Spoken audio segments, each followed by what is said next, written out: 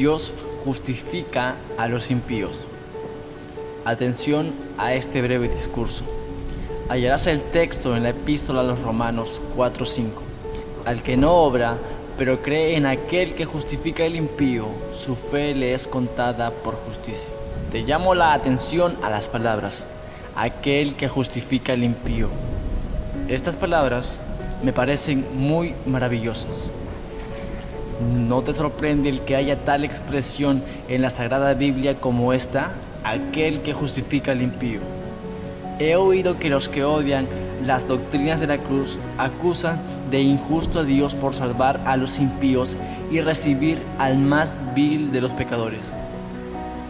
Mas he aquí cómo la misma Escritura acepta la acusación y lo declara francamente, por boca del apóstol Pablo, por la inspiración del Espíritu Santo.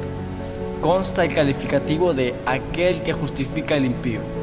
Él justifica a los injustos, perdona a los que merecen castigo y favorece a los que no merecen favor alguno. ¿No habías pensado siempre que la salvación era para los buenos y que la gracia de Dios era para los justos y santos libres del pecado? Te había caído bien en la mente, sin duda, que si fueras bueno, Dios te recompensaría, y has pensado que no siendo digno, nunca podrías disfrutar de sus favores. Por tanto, te debe sorprender la lectura de un texto como este, aquel que justifica al impío. No me extraña que te sorprendas, pues con toda mi familiaridad con la gracia divina, no ceso de maravillarme de este texto.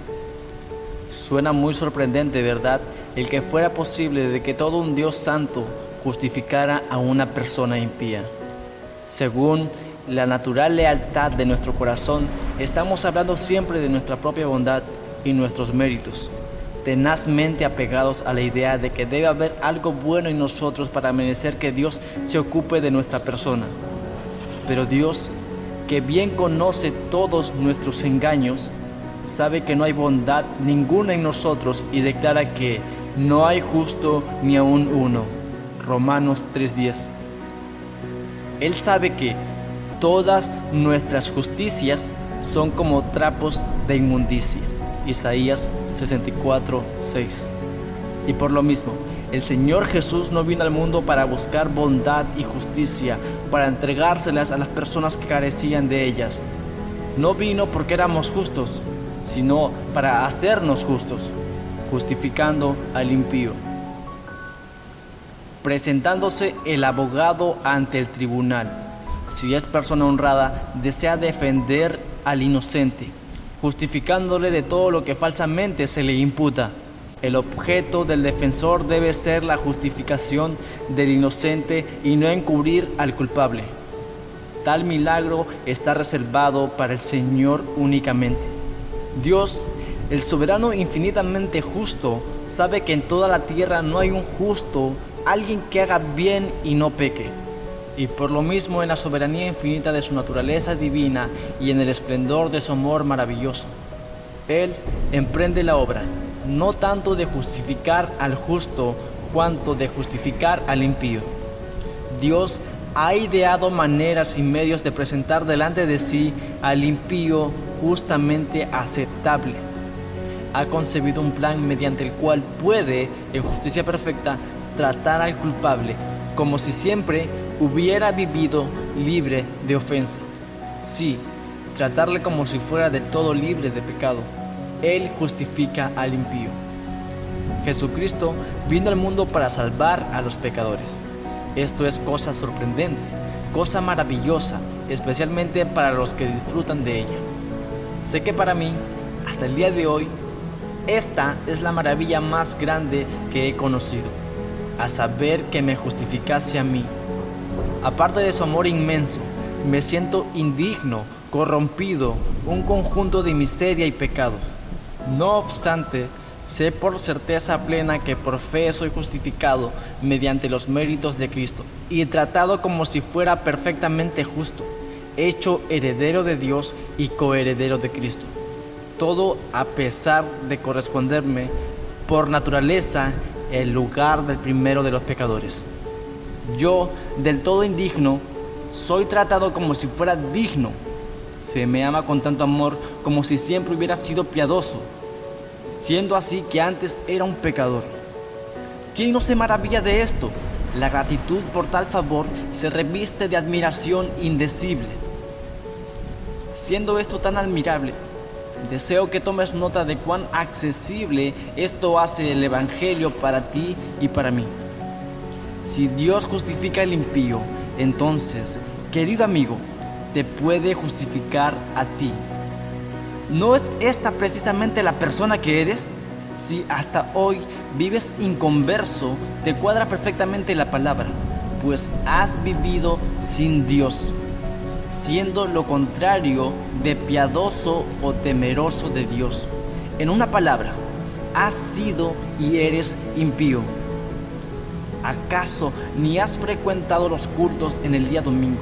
Has vivido sin respetar el día del Señor, ni su iglesia, ni su palabra, lo que prueba que has sido impío.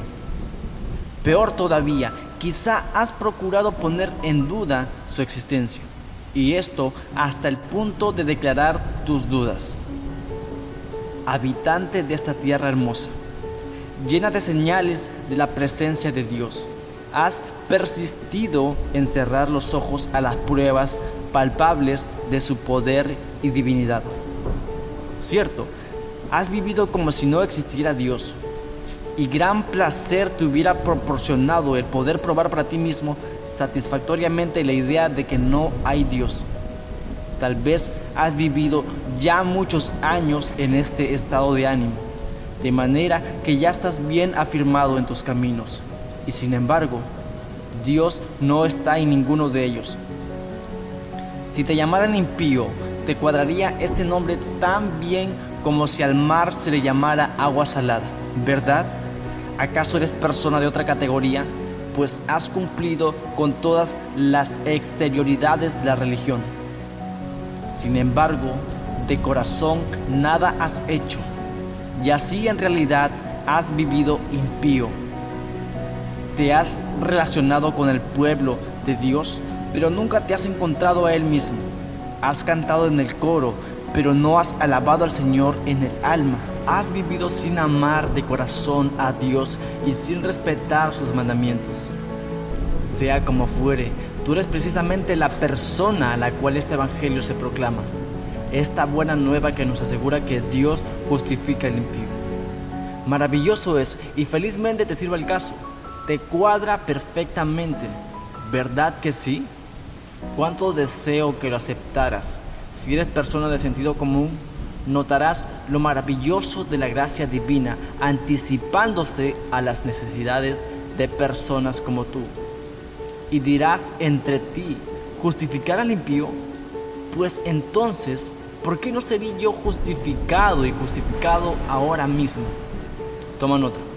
Por otra parte, del hecho de que esto debe ser así, a saber que la salvación de Dios debe ser cosa para los que no la merecen ni están preparados para recibirla.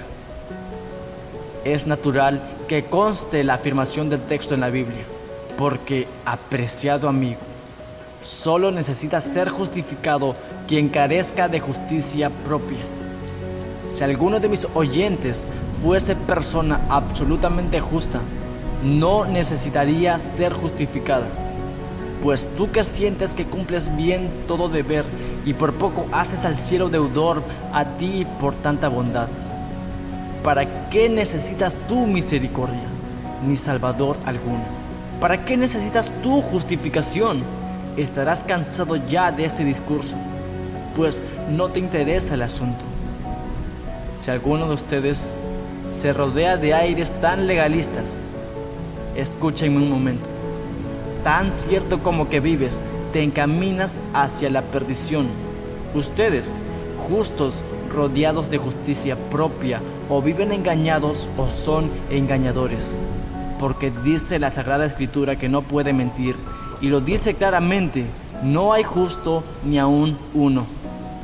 De todos modos, no tengo evangelio alguno, ni una palabra para los rodeados de justicia propia. Jesucristo mismo declaraba que no había venido para llamar a los justos, y no voy a hacer lo que Él no hacía. pues si les llamara, no vendrían. Y por lo mismo, no los llamaré bajo este punto de vista.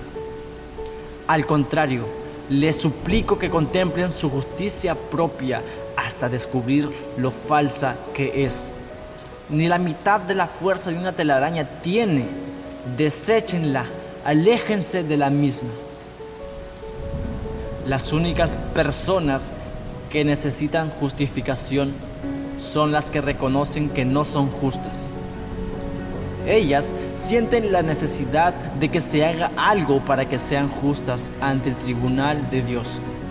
Podemos tener la seguridad de que Dios no hace nada fuera de lo necesario. La sabiduría infinita nunca hace lo inútil. Jesús nunca emprende lo superfluo. Hacer justo a quien ya es justo no es obra de Dios. Tal cosa es una insensatez. Justificar al impío es un milagro digno de Dios. Ciertamente así es. Escuchen ahora. Si en alguna parte del mundo un médico descubre remedios eficaces y preciosos, ¿a quién ha de servir el médico? ¿A gente de buena salud? Claro que no. Colóquesele en un lugar sin enfermos y se sentirá fuera de lugar. Allí sobra su presencia. Los sanos no necesitan médicos sino los enfermos. Marcos 2:17, dice el Señor. ¿No es igualmente cierto que los grandes remedios de gracia y redención son para las almas enfermas? No sirven para las almas sanas, porque les son remedios innecesarios. Si tú, querido amigo, te sientes espiritualmente enfermo, para ti ha venido el gran médico del mundo. Si a causa del pecado te sientes completamente perdido, eres la misma persona comprendida en el plan de salvación por gracia.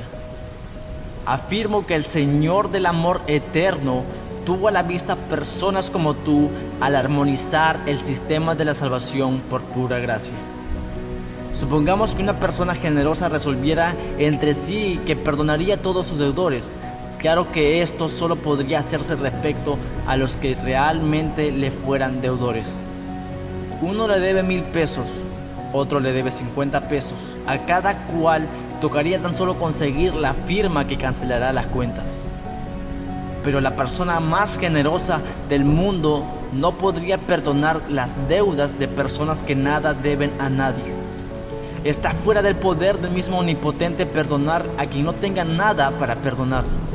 El perdón presupone a alguien que sea culpable. El perdón es para el pecador. Sería absurdo hablar de perdonar al inocente, perdonar al que nunca ha faltado. ¿Crees acaso que te condenarás por ser pecador? Esta es la razón por que te podrás salvar. Por la misma razón de que te reconoces pecador. Desearía animarte a creer que precisamente para personas como tú está destinada la gracia. Es positivamente cierto que Jesús busca y salva al perdido. Murió e hizo la expiación de verdad por pecadores de verdad. Si encuentro pecadores que admiten sin excusas que son pecadores, me es un verdadero placer hablar con ellos. Gustosamente platicaría toda la noche con pecadores de buena fe. Las puertas de misericordia no se cierran ni de día ni de noche para los tales y están abiertas todos los días de la semana. Nuestro Señor Jesús no murió por pecados imaginarios, sino la sangre de su corazón se derramó para limpiar las manchas carmesí que nada más que ella puede quitar. El pecador que se sienta negro de pecado es la persona que ha venido Jesucristo a blanquear. En cierta ocasión predicó un evangelista sobre el texto. Ahora ya también el hacha está puesta a la raíz de los árboles. Lucas 3:9. Y lo hizo de modo que le dijo uno de los oyentes: nos trató usted como si fuéramos criminales. Ese sermón debiera usted haberlo predicado en el presidio de la ciudad y no aquí. No, contestó el evangelista. En el presidio no hablaría sobre este texto, sino sobre este. Palabra fiel y digna de ser recibida por todos, que Cristo Jesús vino al mundo para salvar a los pecadores. Primera de Timoteo 1:15. Correctamente, la ley es para los que se rodean de justicia propia, para derribar su orgullo. El Evangelio es para los perdidos, para remover su desesperación. Si no estás perdido, ¿para qué quieres al Salvador?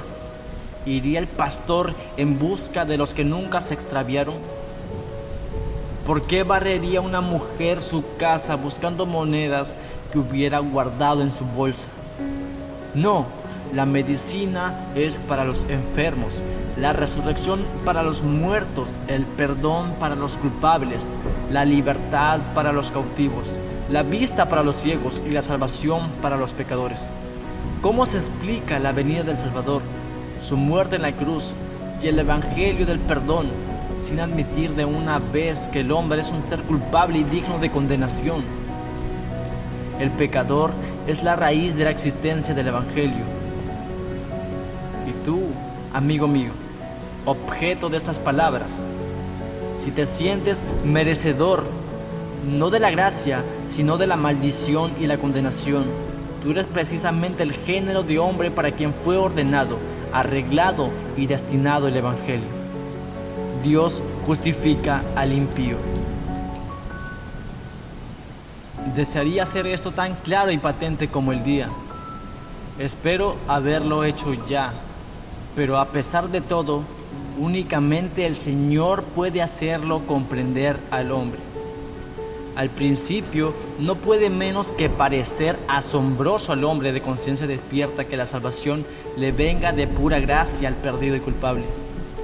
Piensa el tal que la salvación le viene por estar arrepentido, olvidando que su estado de arrepentimiento es parte de su salvación.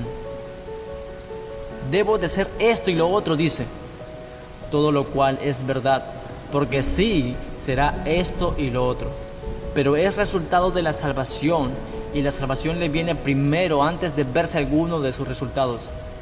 De hecho, la salvación le viene mientras no merezca otra cosa que lo contenido en la descripción fea y abominable de esto y nada más es el hombre cuando viene el evangelio de Dios para justificarlo. Crean firmemente que nuestro misericordioso Dios es tan capaz como dispuesto a recibirles sin nada que les recomiende para perdonarles espontáneamente, no porque sean buenos, sino porque Él es bueno. No hace brillar al sol sobre malos y buenos. ¿No es Él el que da los tiempos fructíferos y a su tiempo envía lluvia del cielo y hace que salga el sol sobre las naciones más impías? Sí, a la misma Sodoma bañaba el sol y caía el rocío sobre Gomorra. Amigo, la gracia inmensa de Dios sobrepasa mi entendimiento y tu entendimiento, y desearía que lo apreciaras de modo digno. Tan alto como el cielo sobre la tierra son los pensamientos de Dios sobre nuestros pensamientos. Abunda en perdones. Jesucristo vino al mundo para salvar a los pecadores. El perdón corresponde al culpable. No emprendas la obra legalista de presentarte diferente a lo que en el fondo eres, pero acude tal cual eres al que justifica al impío. Cierto famoso pintor había pintado parte de la corporación municipal de su población y deseaba incluir en el cuadro ciertas personas características bien conocidas de todos en la ciudad. Cierto barrendero rústico, andrajoso y sucio se encontraba entre esta clase de personas, y en el cuadro había un lugar adecuado para él. Venga usted a mi taller y permítame retratarle, pagándole yo la molestia, dijo el pintor a este hombre. Al día siguiente por la mañana se presentó en el taller, pero pronto fue despedido, porque se presentó bañado, peinado y decentemente vestido. El pintor lo necesitaba en su estado ordinario con el aspecto de mendigo y no en otra forma. Así el Evangelio te recibirá si acudes al Señor como pecador, pero no de otro modo. No procures reformarte. Permite a Jesús salvarte inmediatamente. Dios justifica a los impíos, lo que equivale a decir que te recoge donde estés en este momento y te favorece en el estado más deplorable. Ven degradado, quiero decir, acude a tu Padre Celestial en tu estado de pecado y miseria. Acude a Jesús tal como eres, espiritualmente leproso, sucio, desnudo, ni apto para vivir, ni apto para morir tampoco. Acudan ustedes que son como escoria de la creación, aun cuando no se atreven a esperar más que la muerte.